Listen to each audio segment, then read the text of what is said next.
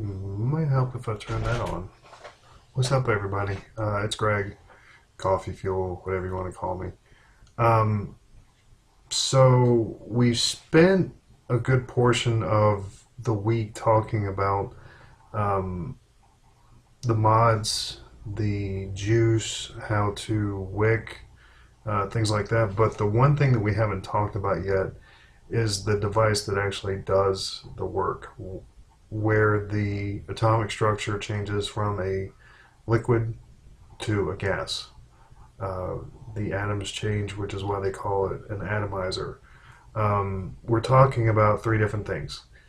The RDA, which stands for Rebuildable Drip Atomizer, the RTA, or Rebuildable Tank Atomizer, and the RDTA, which is kind of a hybrid of both.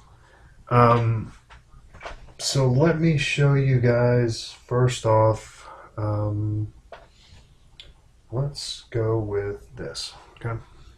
And I apologize for the dirty cotton. I'm actually sitting down and getting ready to work on this, but this is an RDA, okay? What this is a setup with wire here with cotton that soaks up juice, and when you hit the fire button, it does its thing. So what you do is you have a case over just like this that has airflow holes. This is where you're drawing in and kind of enhancing that cloud production. Think of it a lot like, and actually think of vaping in general as when you have a fire, when you're trying to build up smoke, like smoke signals. Airflow is essential to bringing that production out, to getting more flavor, better airflow. You have to have this kind of swooping motion. So a lot of times you'll see where devices might clog up. There might be a miss as far as the airflows, either too much air production, not enough. But we'll get into that in the next few weeks when I talk about different types of products. But that's how an RDA works. It's just a burst of the vapor production, and the vapor actually takes in as much as they can. It's usually a direct lung hit with these, and then just blow everything out. So usually an RDA is kind of recommended more for experienced vapors that are used to lung hits. The next step up from that is an RDTA, which I said is kind of a hybrid of both. Whoops. So what you have up top here is the coils, but instead of just having cotton that would absorb all the excess liquid, you have a channel down here that would collect the liquid. It would be absorbed through these holes that you see here on the sides. It would soak up through the bottom and still have that massive space production of cloud, which is what a lot of people look for. They want the flavor production that you get with an RDA, but you want the larger juice well that you would get with a tank.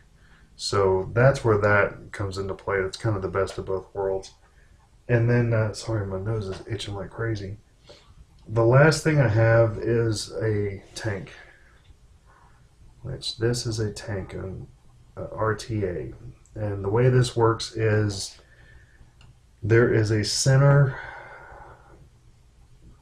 coil mechanism, which is wire encapsulated with cotton to some degree. You can get pre-built coils, or you can use something like this, which I have for the TFV8, and I showed it to you guys yesterday.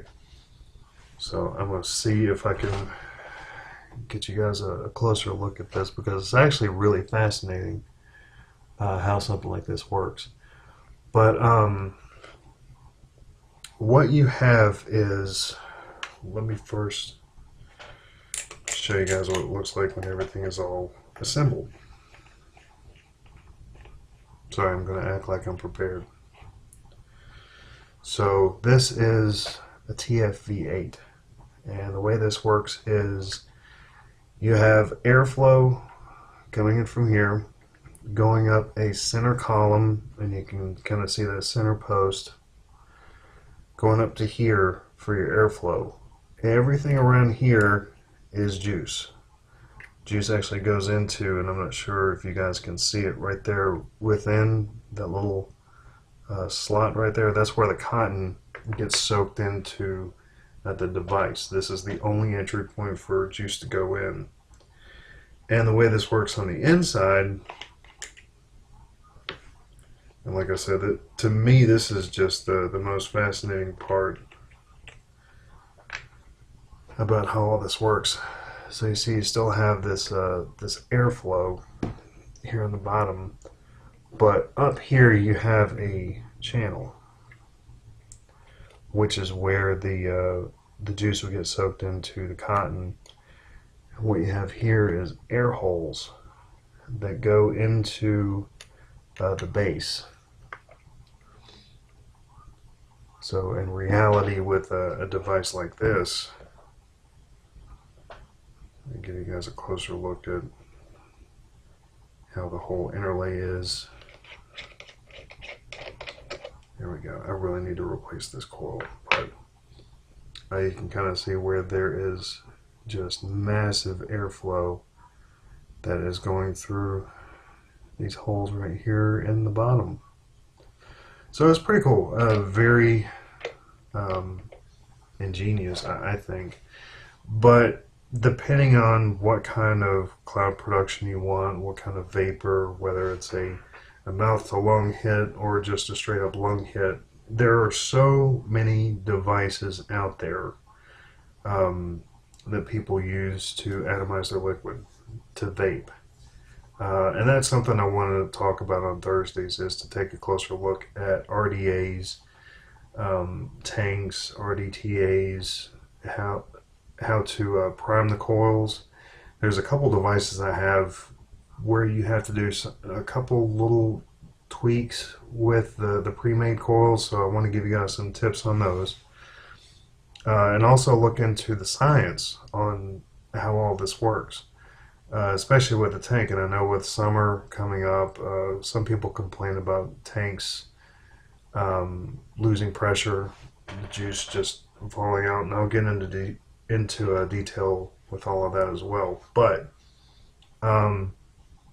this is it. This is what I call Tech Thursday. So if you guys get a chance to, check out the links below to the Facebook group, to the Instagram page, Twitter, and then there's also my website, coffeefuel.net, and that's going to be listed in the description below. So guys, if you like the videos, if you like what I'm saying, be sure to like, share, and subscribe, and hopefully we'll see you guys in the next show.